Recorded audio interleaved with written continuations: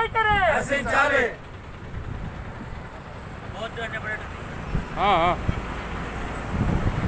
కేంద్రంలోని మోడీ ప్రభుత్వం రైతులు నడ్డి విరిచే విధంగా 3 ప్రమాదకరమైన ఆర్డినెన్సులు తీసుకొచ్చింది. ఈ ఆర్డినెన్సులకు వ్యతిరేకంగా దేశవ్యాప్తంగా కార్మికులు, రైతులు 26, 27 తేదీల్లో దేశవ్యాప్తంగా సమ్మెకు పిలుపునిచ్చినారు.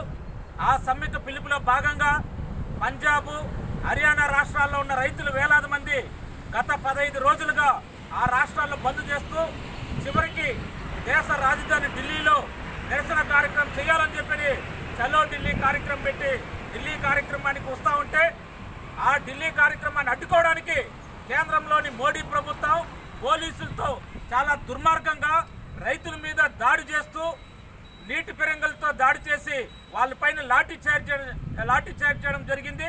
దీన్ని ఖండిస్తూ రైతులు ఢిల్లీలో కూడా భారీ ఎత్తున కార్యక్రమాన్ని చేపట్టారు. అయితే అప్పటికి కూడా కేంద్ర ప్రభుత్వం, ఢిల్లీలో ఉన్న కేంద్ర ప్రభుత్వం, ఆ ఢిల్లీలో ఉన్న రాష్ట్ర ప్రభుత్వాలు, పోలీసులు ఎంత దమనకాండ చేసినా కానీ రైతులు చలో ఢిల్లీ కార్యక్రమాన్ని విజయవంతం చేసినారు.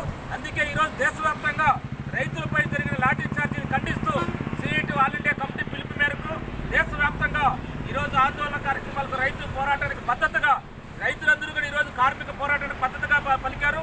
అందువల్ల ఈరోజు రైతుల పోరాటానికి మద్దతుగా కార్మికులు కూడా తెలియజేయాలని చెప్పి ఈరోజు దేశవ్యాప్తంగా ఈ ఆందోళన కార్యక్రమాన్ని చేపట్టాం.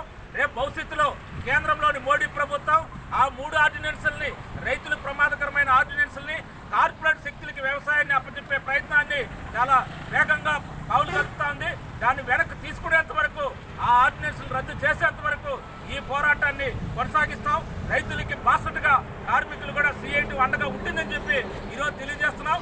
కేంద్రంలోని మోడీ ప్రభుత్వం దాన్ని తలొగ్గి ఈరోజు రాష్ట్ర ప్రభుత్వం కూడా రైతులకు సపోర్ట్గా నిలబడాల్సింది పోయి ఈరోజు ఇక్కడ రాష్ట్రంలో మేము రైతులకు చాలా సేవలు చేస్తున్నామని చెప్పి గొప్పలు చెప్పుకుంటున్నారు. అయితే రైతుల మీద జరిగిన లాఠీ చార్జీలు మాత్రం ఖండించడం లేదని చెప్పి మేము సిఐటిగా రాష్ట్ర ప్రభుత్వానికి కూడా హెచ్చరిక చేస్తున్నాం. రేపు భవిష్యత్తులో మీరు కూడా మీ రాష్ట్ర ప్రభుత్వం ఇక్కడ వెలుగులో ఉండాలంటే, ఈ రాష్ట్రంలో మళ్ళీ మనుగడ కొనసాగించాలంటే రైతులకు బాసటగా నిలవాలని చెప్పి